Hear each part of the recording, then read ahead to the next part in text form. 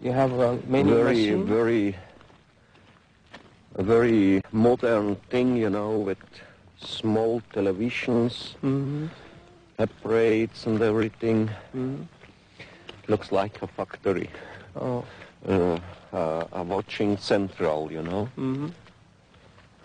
I see. So do they have a bed to sleep? No, it isn't a bed. There are 3 seats in it.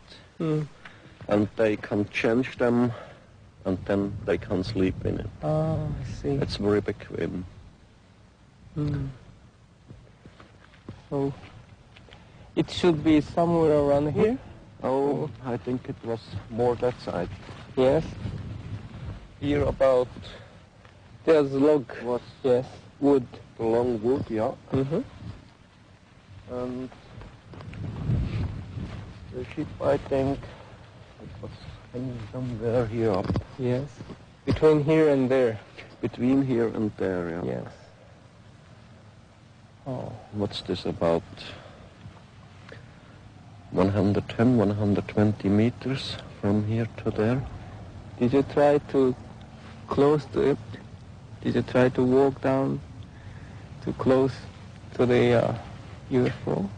No, you see, if I take pictures, they always tell me you have to stay there. Oh. We will be here and you have to be there. Ah, I see. I can't go so close to get some special things on the picture, you know. It doesn't allow it. Oh. Months earlier, 3 35mm stills had been extensively analyzed. This one was coded the woodpile scene and had been examined by Neil Davis, a physicist and aerospace engineer. He tested them with a microdensitometer and determined that the analysis of the separations did not reveal any details that would cast doubt on their authenticity. The conclusion of his report states, "Nothing was found in the examination that would cause me to believe the object in this photograph is anything other than a large object photographed some distance from the camera." The photographs were not the only physical evidence undergoing detailed scrutiny. Marcel Vogel, a senior scientist and chemist with IBM, had been carefully analyzing the tiny metal fragments Semyasa had given Billy. Metallurgical analysis had revealed the presence of the rare earth element thulium, but it was through the lens of a scanning electron microscope that Vogel made his most amazing discoveries. I could not explain the type of material that I have and its discreteness by any known combination of materials. I could not put it together myself as a scientist. If I were to take these combinations and put it into a furnace, melt it, then pour it out and pull a little ingot, I would see all of these elements present there in any one area. But I don't. I see this discrete bits of material. Now, it can only happen by some form of a cold fusion process where you have the elements present and you fuse them together so they still maintain their identity, but they interpenetrate into one another. It's also a challenge because I showed it to one of my friends who was a metallurgist, and he shook his head. He said, "I don't see how it can be put together." And that's the way we are right now. And I think it's important that those of us who are in the scientific world sit down and do some serious study on these things instead of putting it off as figments of people's imagination. Could I say this material is extraterrestrial? It doesn't look like anything that we've made here. At this moment, I would feel very much inclined to accept what was given to me as being true. I see. I respect the people I've met so far, their integrity, their willingness to work. Mr. Della Tosa in his work on photography, and Mr. Stevens, the way he has done his best to give me specimens. We have all done this for one thing, to serve and to find out what truth there is to this.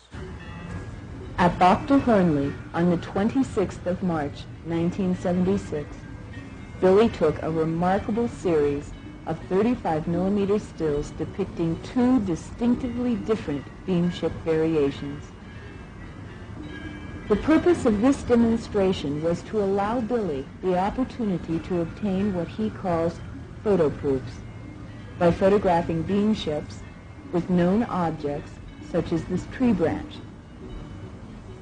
But the 35mm stills were only a portion of the photographic evidence gathered that day at Bachtelhornli. Billy took several minutes of 8mm movie footage as well. Here, the film has been cut.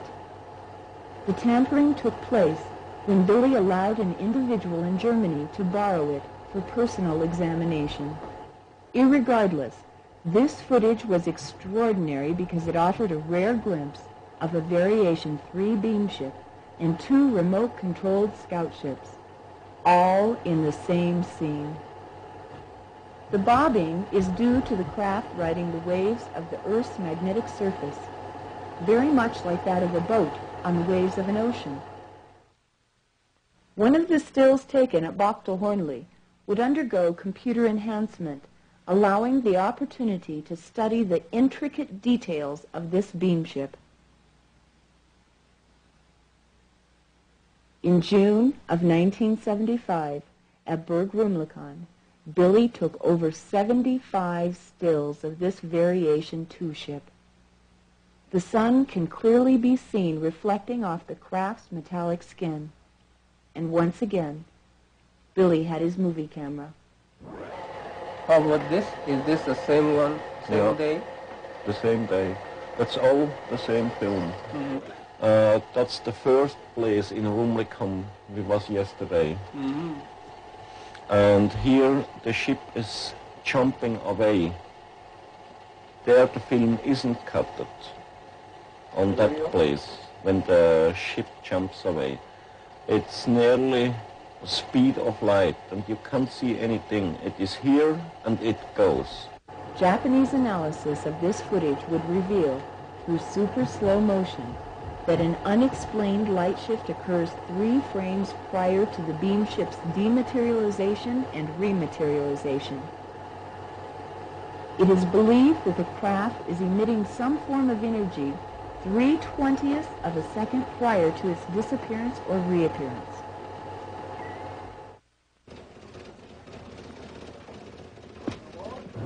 One of the most important contact sites was less than 5 minutes from the Meier farm and located in a nature preserve. Obersadeleg offered a unique look at a complete sequence of stills.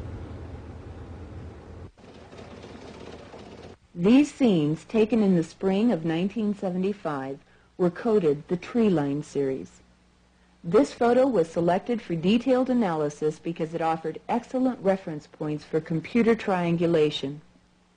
Trees to the front, side, and rear. Measurements were taken from the camera's point of view to where Junichi and Billy stood, near where the beam ship was reported to hover. The distance between objects and points of reference were checked and rechecked for accuracy. Then the measurements were fed into a computer, and the edges of known objects, such as the trees, are translated into pixels.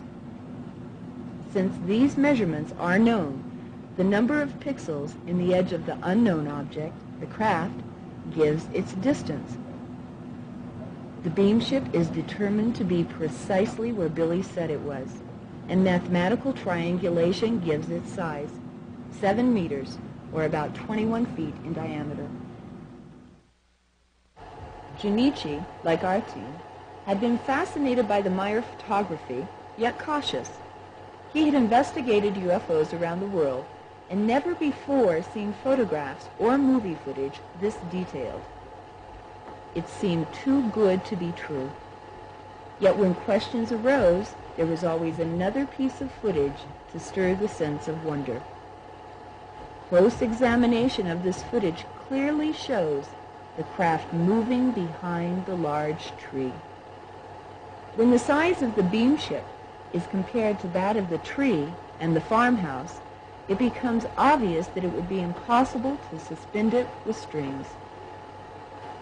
In addition, the top of this enormous tree is seen to move as the craft passes over it. This movement can be attributed to the backwash of air created by the beam shift. With a full day scheduled, we left the farmhouse early to visit more contact sites. As we rounded a curve, Billy halted the Land Rover to point out his native village, Hindwell. As the